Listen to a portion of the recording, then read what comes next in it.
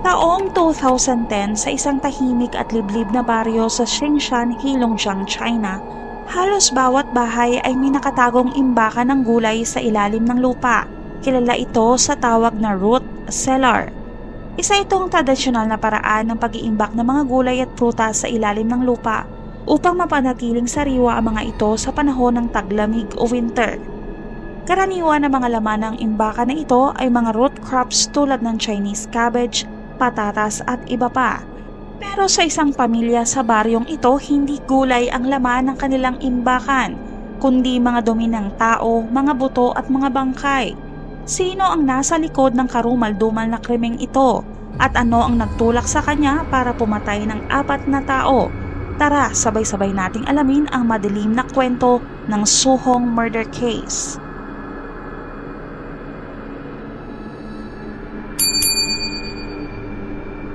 Ngayong araw, dadalhin ko kayo sa isang maliit na komunidad sa Xingshan Village sa Ning'an sa isang bayan sa Heilongjiang Province, China. Isang lugar na tahimik, malayo sa gulo at lalong hindi sanay sa karahasan. Kilala ang lugar na ito sa malamig na klima, malalawak na kagubatan at mga kabundukan. Sa Xingshan Village, simple ang mga pamumuhay ng tao. Magkakakilala halos lahat at bawat bahay ay may kanya-kanyang root cellar. Nagumpisa ang lahat noong April 27, 2010. Isang grupo ng mga construction workers sa Xingshan Village ang naghihintay ng kanilang pananghalian sa kantin. Sanay na silang may mga nakahain na pagkain tuwing tanghali, pero sa araw na iyon walang pagkain, wala kahit anong nakahanda. Unti-unti nang nakaramdam ng pagkainis sa mga manggagawa, lalo na't matindi ang kanilang gutom. Ang dahilan pala ay nawawala ang bago nilang kusinero. Si Liu Xiaoyan, isang 65 years old na lalaki na kilala sa lugar nila bilang Liu Boss. 3 araw pa lang pala siyang nagtatrabaho bilang cook sa construction site doon. Dahil sa matinding gutom at pagkadismaya, isang babae na nagngangalang Antuang, kamag-anak ng isa sa mga manggagawa, ang nagkusang pumunta sa bahay ni Liu Boss para alamin kung ano ang nangyari.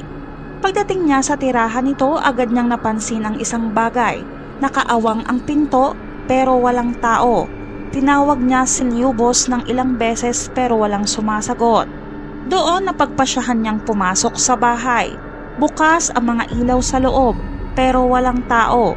Walang senyales na may tao sa loob ng bahay. Dahil sa kakaibang pakiramdam, umalis na lang si Antuang, bitbit ang pag-aalala at mga tanong sa kanyang isipan. Nasaan si Liu Boss? Ayon sa mga taga-baryo, hindi siya basta-bastang umaalis ng Xingshan Village. Sa edad niya kasing 65 years old, mahirap na para sa kanya ang maghanap ng panibagong trabaho, lalo na kung pisikal na gawain. At higit sa lahat, hindi siya umaalis ng village. Buong buhay niya ay doon siya naninirahan. Ayon sa mga taga-baryo, matagal nang hiwalay si Liu Boss sa kanyang asawa. Mahigit 20 years na siyang divorced at namumuhay mag-isa sa bahay niyang iyon.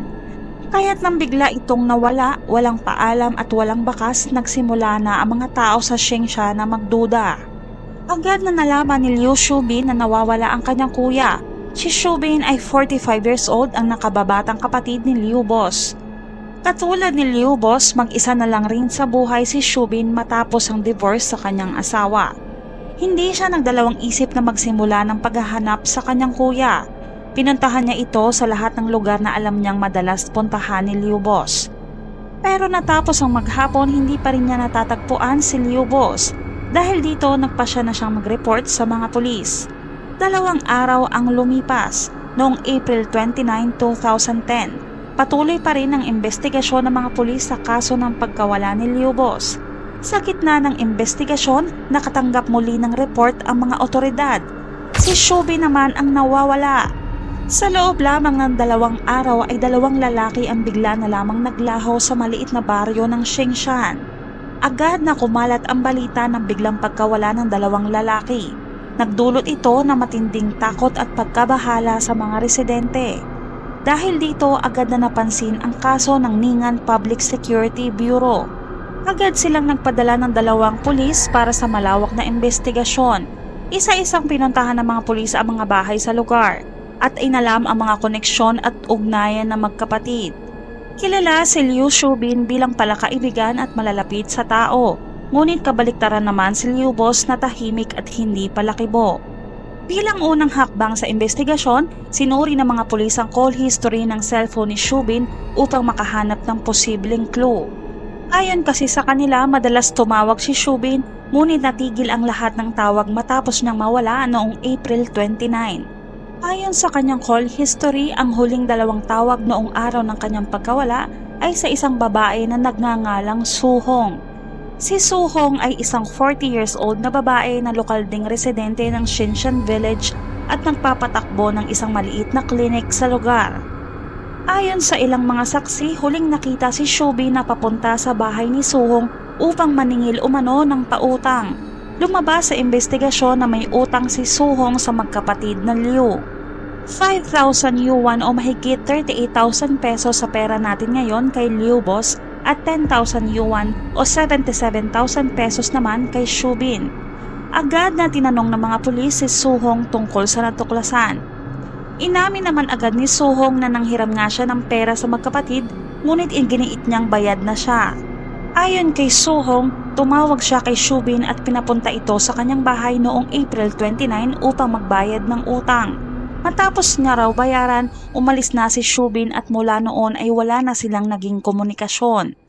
Dahil sa kawalan ng konkretong ebidensya, pansamantalang naalis ang sospecha kay Suhong. Pagsapit ng May 10, 2010, isang text message ang natanggap ng kapatid ni Liu Shubin. Ang sender ng text mismo ay si Liu Shubin. Sa nilalaman ng text, isinalaysay ni Shubin na nagkaroon sila ng matinding pagtatalo ng kanyang kuya.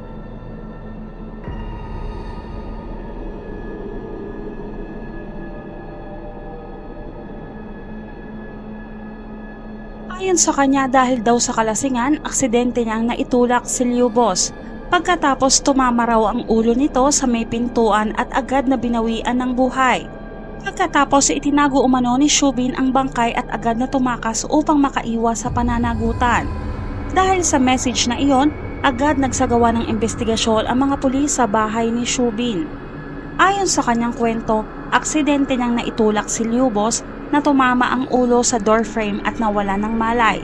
Kung totoo ito, dapat ay may bakas ng dugo o senyales ng aksidente sa lugar. Ngunit matapos ang masusing pagsusuri, walang nakita ang mga pulis, walang dugo, walang palatandaan ng away. Posibleng nilinis niya lang ang mga bakas ng krimen. Pero lumitaw ang mas malaking tanong, bakit may naiwang 3,000 yuan at lahat ng ID ni Shubin ay naroon? Kung tumakas ito, bakit niya iniwan ang mga iyon? Bukod pa rito, may napansin ng mga investigador sa mismong mensaheng natanggap ng kapatid ni Shubin. Kilala kasi si Shubin na hirap sa pagsusulat. Ang mga dati niyang message ay kadalasang puno ng maling spelling, mga maling grammar, at walang kahit anong punctuation marks tulad ng period at comma. Ngunit ang message na iyon ay maayos ang pagkakasulat. Malinis ang grammar, kompleto ang punctuation at tama ang spelling. Dahil dito lumitaw ang posibilidad na hindi si Liu Shubin ang tunay na nagsulat ng message. Dahil sa pagdududa na ito, muling bumalik sa investigasyon ng mga pulis at sinuri ang mga taong may kaugnayan kay Shubin. At sa kabila ng kakulangan sa ebidensya, muling lumutang ang pangalan ni Suhong bilang pangunahing sospek. Sa tuwing kinakausap kasi ni Suhong ang mga otoridad, may dumarating na bagong text message mula sa cellphone ni Shubin.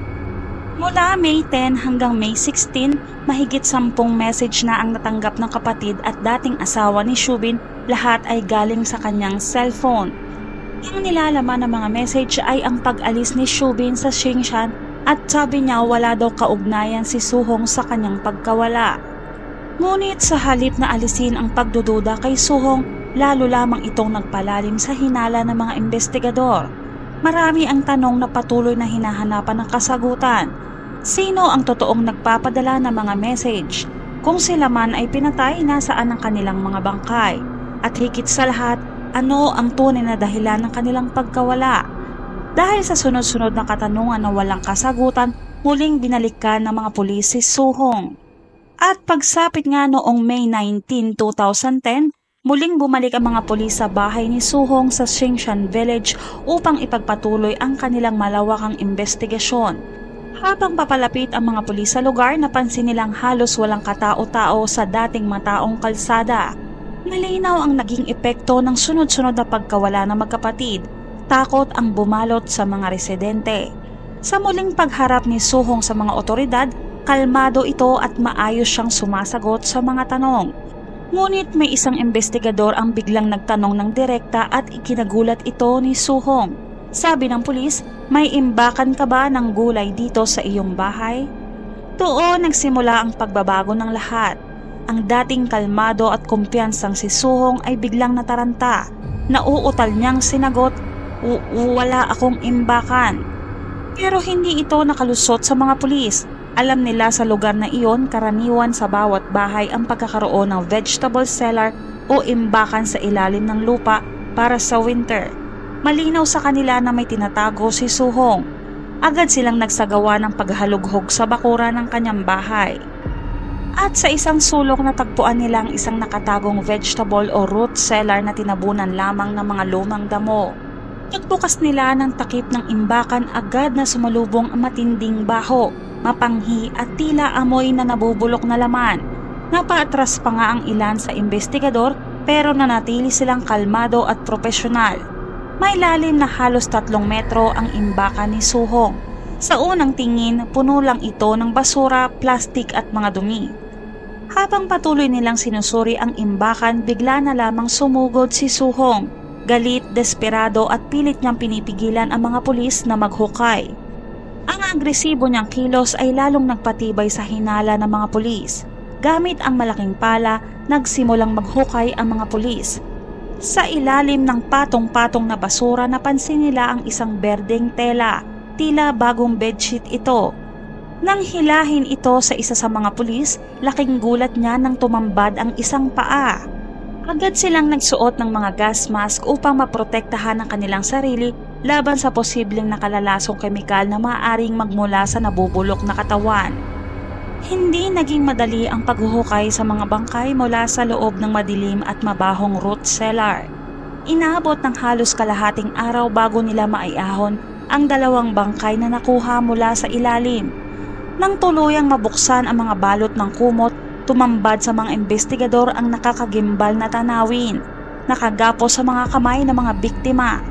Ngunit kahit nasa advanced stage na ng pagkabulok ang mga katawan, agad silang nakilala ang 2 nawawalang magkapatid.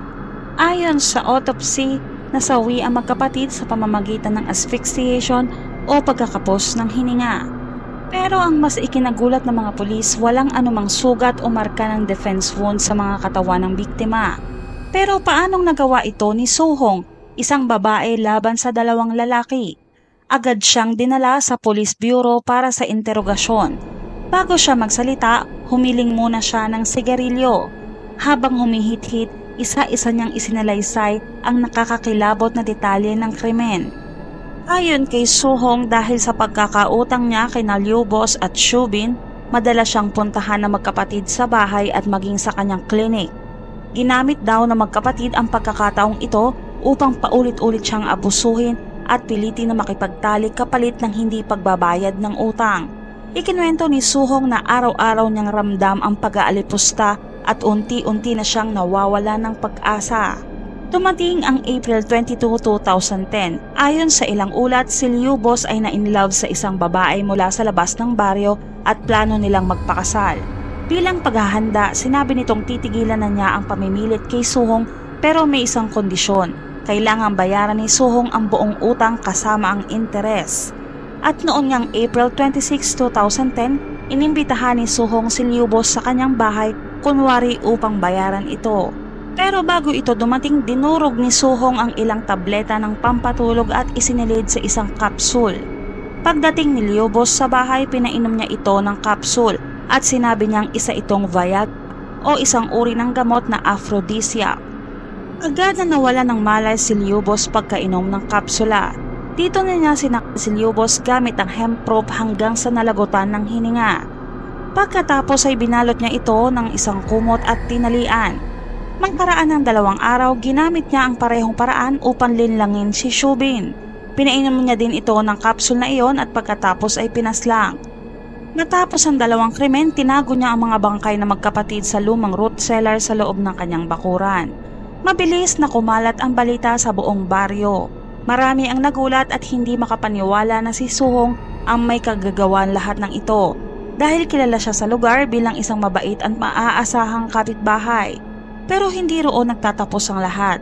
2 residente ang lumapit sa pulisya.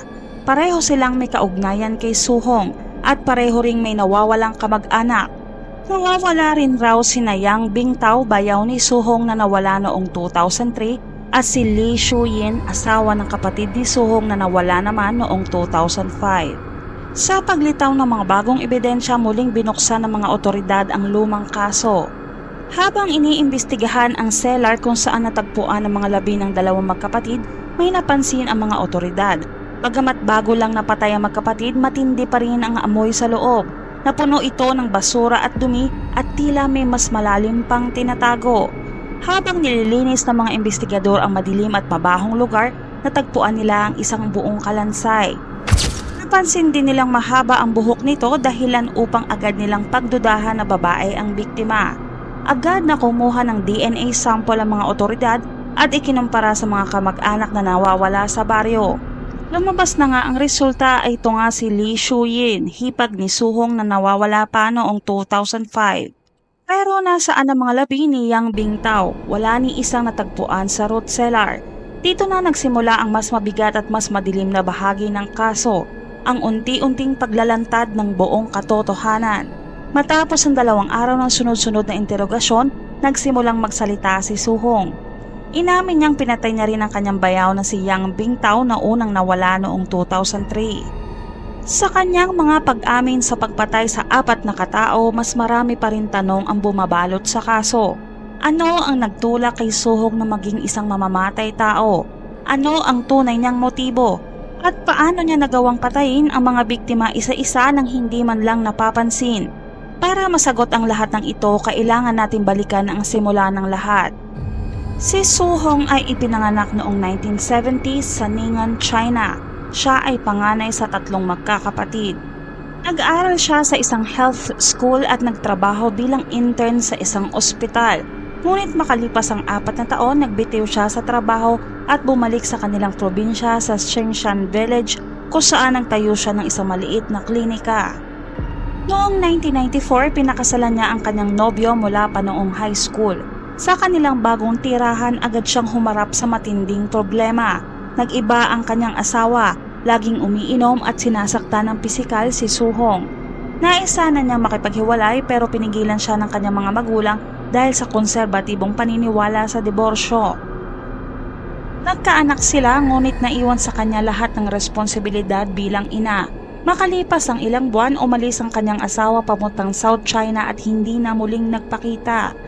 Napilitan si Suhong na bumalik sa Shengshan kasama ang mga anak at muling nagtrabaho sa klinika.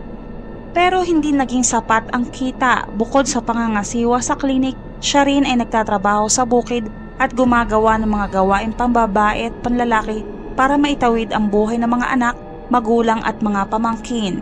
Noong 2001, nalaman niyang buntis ang babae ng kanyang asawa sa South China. Dahil dito, nakipagdiborsyo na siya sa kanyang asawa. Sumapit ang February 2003. Lumapit sa kanya ang kanyang kapatid upang humingi ng tulong. Gusto na raw nitong hiwalayan si Yang Bingtao, ang asawa nito, matapos itong saktan ng pisikal. Kinabukasan, dumating si Bingtao sa bahay ni Suhong. Galit na galit ito at pilit hinahanap ang kanyang asawa. Nang magbanta itong saktan pati ang mga bata na puno na si Suhong. Pinukpok niya si Bingtao ng bote sa ulo hanggang mawalan ito ng malay at tuluyang mamatay. Pagkatapos nito, tinawagan niya ang kanyang ama na tumulong sa kanyang sunugin ang bangkay sa isang liblib na bahagi ng gubat gamit ang gasolina. Upang hindi mapansin ang pagkawala, ginamit ni Suhong ang cellphone ni Bingtao para magpadala ng mensahe sa pamilya nito, kunwari ay nagtatrabaho na siya sa South China. Dahil dito walang naghinala, hindi na i-report si Bingtao na nawawala sa loob ng mahigit 7 taon. Hanggang ngayon, hindi pa rin natatagpuan ang mga labi ni Yan Bingtao. Dumating ang November 2005, bumalik sa baryo ang isang hipag ni Suhong na si Lee Shu-yin. Humingi raw siya ng 10,000 yuan kay Suhong ngunit tumanggi ito. Kalaunan nalaman ni Suhong na may kalaguyo raw si Lee Shu-yin. Nagalit si Suhong. Isang gabi habang natutulog si Lee sa bahay niya, sinakal siya ni Suhong gamit ang isang hemp rope. Pagkatapos itinago niya ang mga bangkay sa ilalim ng kanyang root cellar. Gumawa rin siya ng peking liham na nagsasabing umalis na si Lee Shu-yin upang magtrabaho sa ibang lugar. Dahil naman sa usap-usapan tungkol sa affair ni Lee Shu-yin, walang masyadong nanghinala sa kanyang pagkawala. Para hindi maamoy ang mga bangkay sa cellar, ginawa ni Suhong itong basurahan, tinapunan na dumi ng tao, basura at iba pa. Noong 2006 pumanaw ang kanyang ina. At noong 2008 naman namatay na rin ang kanyang ama kasama ang lihim na ginawa nila kay Yan Bingtao. At ang huli niyang mga napatay ay ang magkapatid na Liu na ayon kay Suhong ay inaabuso siya. Pagkalabas ng balita, maraming taga-China ang naaawa kay Suhong. Para sa ilan, isa rin siyang biktima na matinding pang-aabuso at kawalang hustisya. Marami ang naniniwalang dapat siyang bigyan ng maikling sentensya. Pero si Suhong mismo ang tumanggi. Ayon sa kanya, mas pipiliin niyang mamatay kaysa mamuhay habang hinuhusgahan ng lipunan. At noon ngang January 2011, sinimulan ang paglilitis kay Suhong. Mabilis ang naging desisyon.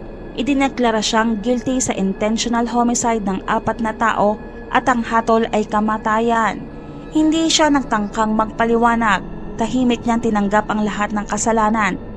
Wala rin siyang ipinakitang pagsisisi at sa harap ng korte matapang niyang sinabi na bitayin niyo na ako sa lalong madaling panahon. Ang tanging iniisip niya lang raw ay ang kapalaran ng kanyang 4 na anak. At noon ngang February 10, 2012, isinigawa na ang sentensyang kamatayan kay Suhong. Sa mata ng batas, si Suhong ay isang mamamatay tao, pero sa mata ng iilan, isa siyang babaeng pinagsakloban ng langit at lupa, isang biktima na naging salarin. Hindi natin alam ang lahat ng sakit ng kanyang dinanas, pero ang katotohanan ay malinaw, 4 na buhay ang nawala. At sa ilalim ng kanyang cellar, hindi lang bangkay ang nakabaon, kundi ang mga kwento ng pighati, takot at paghihiganti. Kung gusto mo pa ng ganito mga true crime na kwento, huwag kalimutang mag-subscribe, i-like ang video, i-share at i-hit ang notification bell. Hanggang sa susunod na kwento, salamat!